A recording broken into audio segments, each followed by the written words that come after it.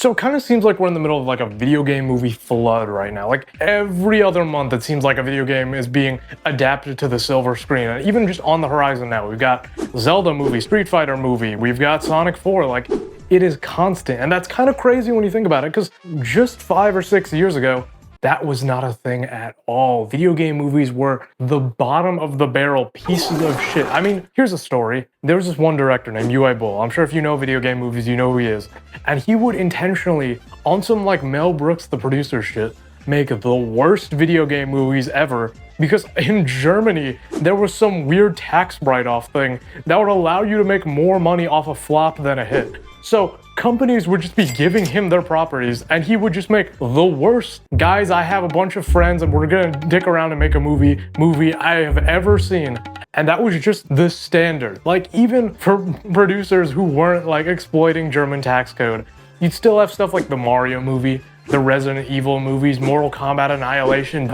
There are so many examples of shitty video game movies that exist. I'm literally shaking. And it was just the norm. Like Mario is usually the one who sets the standards in video gaming. So when he made a movie and it sucked, it was weird. It was like half Mario, half Blade Runner. For some reason, Frank from Blue Velvet is Bowser. Like, it was strange, and it set this precedent that video game movies will forever be these weird anomalies of like the video games and whatever the fuck the filmmakers wanted to make, and they would always usually kind of suck.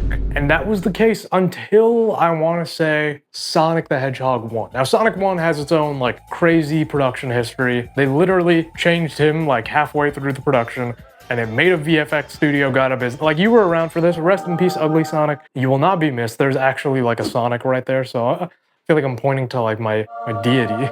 But Sonic 1 was actually received relatively positively. I remember going with one of my friends on Valentine's Day when it came out, which is extremely embarrassing, but probably do it again.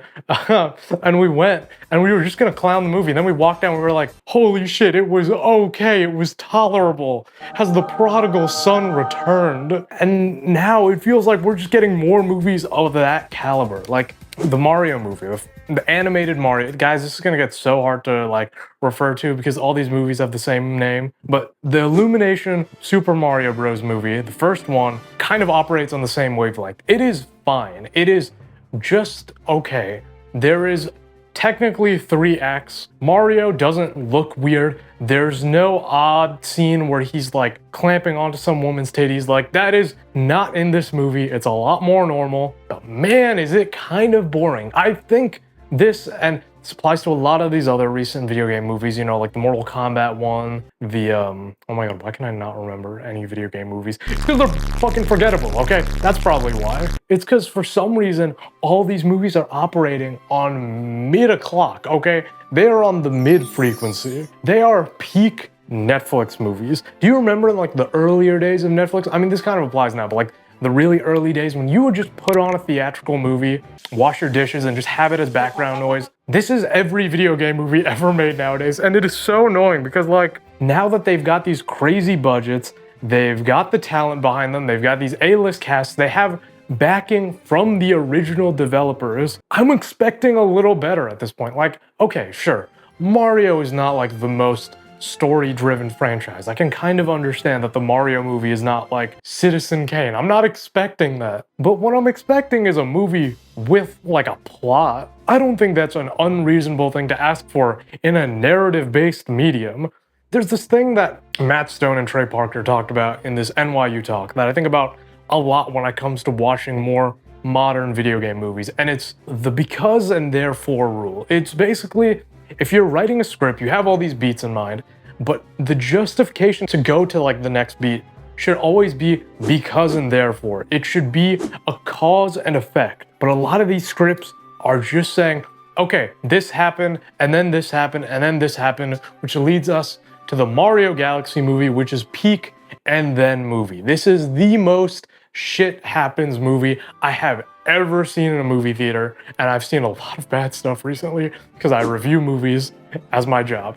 So Mario Galaxy movie, like, it starts off fine. It has the veneer of an actual animated movie. Not a great one, but an okay one. And then just slowly, shit just starts happening out of nowhere. It's like 1 minute they're in Mario Galaxy, the next minute they're in Mario 2, the next minute they're in Yoshi's Island, now Star Fox is in the movie, and they're riding so high on the fact that they get to use these properties and like depict all this stuff visually speaking, that there's no like undercurrent underneath of like a concrete story foundation that can actually be built upon and make this an enjoyable movie. These are practically graphics card showcases. Like, oh boy, Mario is in HD 4K. That's really cool to see. I'm glad I saw this. But this could have been like a memo, guys. You didn't need to make a movie out of this. And this is where I argue, like, maybe cinema is not the primary medium in which we should be adapting all these movies. I'm not saying I want like literature about the Mario Bros. Universe, but I think generally speaking, I'm finding a lot more games work better as TV shows. You know, you got stuff like Cuphead, Last of Us, Fallout, and I think the episodic structure of those mixed with like the generally long runtimes of video games and like the mission-based structure. You know, I was thinking about this a lot when I was playing like Red Dead 2. That is basically just a serialized TV show in interactive form. I mean, each mission kind of operates as like its own unique episode of like Gunsmoke or something. And that works way better, I think, to adapt a video game story. But the problem is, for these massive properties, like let's say they announced a Smash Bros. TV show, people would flip the hell out because you don't want to see a Smash Bros. TV show on your TV. That is the medium I always get to watch Smash Bros. In. I want to see it on the big screen. And so what we're getting are these horrible justifications,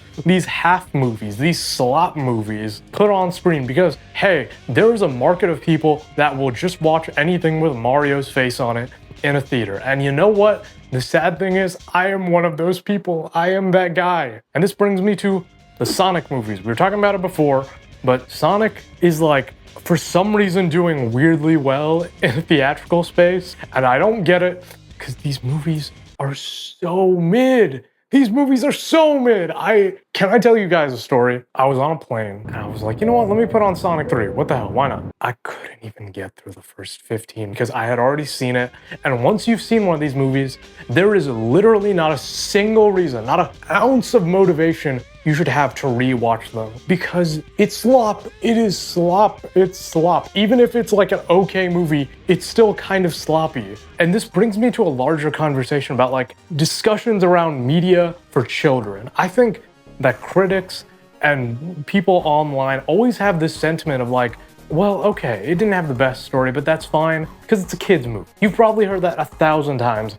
And guys, what planet are we living on? Like, I'm not asking for the Mario or Sonic movies to be Toy Story. Obviously, I get that's a crazy high bar to cross, but they're like kind of just floating in the mid territory. And I really think, given how imaginative and wonderful and fun the games are, y'all can't like bump it up a little? We can't get a little bit? And this horrifies me because now we're getting adaptations of Zelda. Guys, a Zelda movie sounds like half the coolest idea ever and half the worst idea any studio could have possibly made up.